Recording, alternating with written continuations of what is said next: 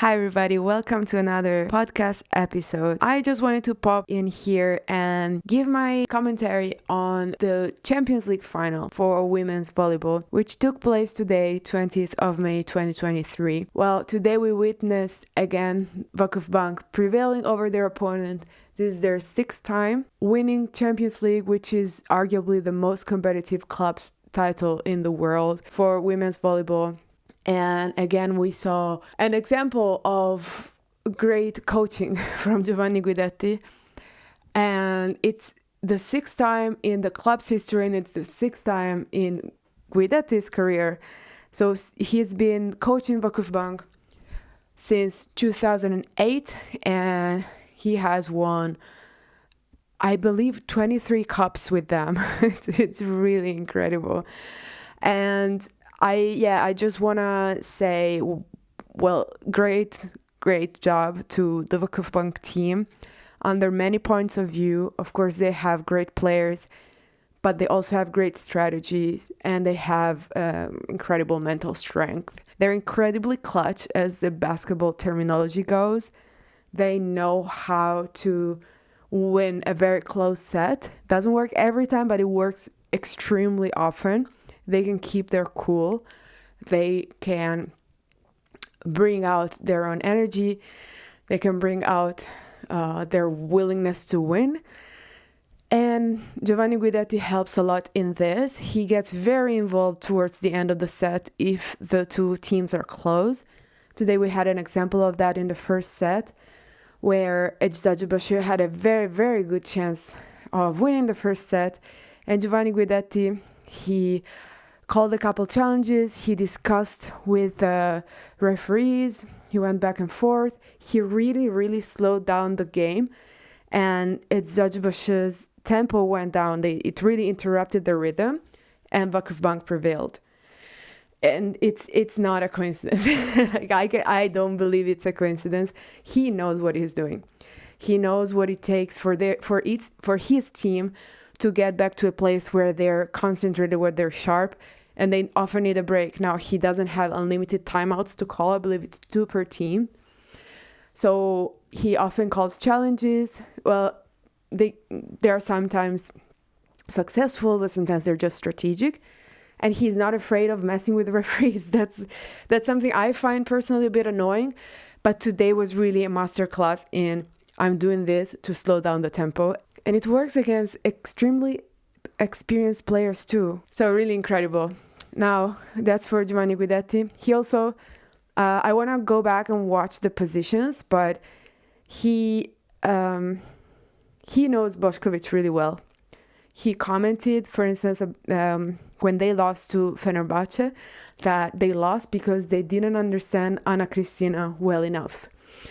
And then when they did, they won against them. So he studies players and he builds, as should be. He's just very good at it. He builds defense against that, and he knows how to play against Boskovic. He knows how to disarm her, and his players do the rest. We had great defense, even from the middle blocker, Jakob Ogbogu, because of how he positioned her. We had great blocking. So the players definitely did their own, orchestrated and fueled by Giovanni Guidetti. And that was really the difference between the two teams today. Ferhat Akbas, for as good as a coach as he is, because, they won 26 out of 26 matches in the Turkish league this season. So he is a great coach and he has great players, but he is unable to spark this fire in his players. It's just the culture at the Eczacibasi is different. It's more calm, I would say. Now, I would normally say that's not necessarily a bad thing. I'm taking, for example, the coach of the USA national team, Karts Corrali. He is a very, very, very, very calm coach, and that works for them. But it doesn't seem to be working enough for Ferhat Akbas. Sometimes you need the fire. Sometimes you need yeah, sometimes you need something, or it seems like his players tend to like accept defeat somehow, and Vakifbank rarely accepts defeat. When it comes to the players, well, it started out really well, especially for Maya, the setter of Eczacibasi. She dropped so many second balls in the opponent's fields, and they just until like they defended one, but she scored at least 4. That's really impressive. Boskovic didn't perform as well as she could have. The commentator on the stream I was watching made a very good point that the difference between Boskovic and Egonu today were mainly that Egonu was served more or less the same ball over and over again, and she was able to push it to different corners. She was able to find incredible angles, really, really sharp angles, from the right side all the way to the left side. She was able to find these incredibly sharp angles very close to the 3-meter line. She was able to tip in different ways. She was able to find a lot of different solutions, whereas Boskovic wasn't able to do that much. She wasn't very effective today, and I'm still trying to figure out why she is so good with the Serbian national team. She's also good with Eczacibasi, but there's something missing, There's some, like, either it's really, like, on the one hand, it is Vakifbank's defense, but on the other, she goes so high up, she can also find those angles. She's able to go way above the block. She's able to fire really, really hard balls. It's just something doesn't click. For the rest, Voronkova played pretty well. Hande had her moments. Bit of a pity that Yaprak Erkek, she was called in just to serve for Eczacibasi, and she missed a lot of services. That's sad for her. Some balls were important. This match could have gone a different way if Eczacibasi had won the first set. Yes, that's true. They would have probably gone to the 5th, so they would have gone to the tiebreaker. But there is an argument to say that if that had happened, probably they would be different teams. There is a world where Eczacibasi wins this competition, but the odds, just because of their attitude, were just lower. And it's sad for them to finish a season that actually went pretty well, except for the fact that they didn't win anything. It's sad for them to see them walk away empty-handed. They're one of my favorite teams, so it's kind of sad. What else to say? Again, Chako Okbogu, incredible player. Oh, how could I forget Gabi? Gabi was on fire, especially on the 4th set. She was like, I am the captain of this team.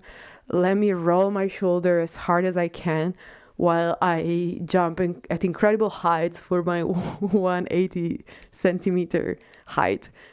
And just let me get this thing done.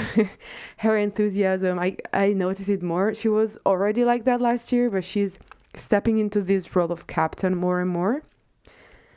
We've seen Zehra Güneş not as spectacular as other times, but she did have her moments, and I really, really love Zehra's her vibe on the court, and you can see how much she cares. You can see how serious even she is about the game. And of course, the incredible setting work of Cansu Özbay. I think her setting is one of the most beautiful out there. How she's able to jump and turn the ball all the way to the other side of the court, back and forth, just so beautifully. She has this very beautiful soft touch, and she's able to, it doesn't matter where she picks up the ball. If she wants to set it for Egonu, she will, even if she's on the other side of the court. She's very skilled, and she's also a very good blocker for a setter. She blocked a ball that went all the way to the back of the court. Impressive, Cansu. And yes, guys, this is the end of the club season, basically. At least as far as Turkey is concerned, Italy has already wrapped up their season with Imoko winning the Italian championship.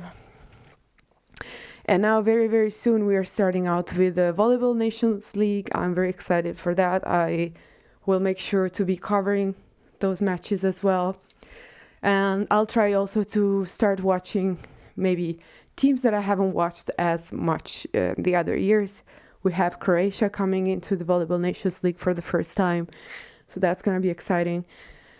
And I'm also looking forward to watching the Thai team again, because last year they really stole our hearts with their cheerful attitude.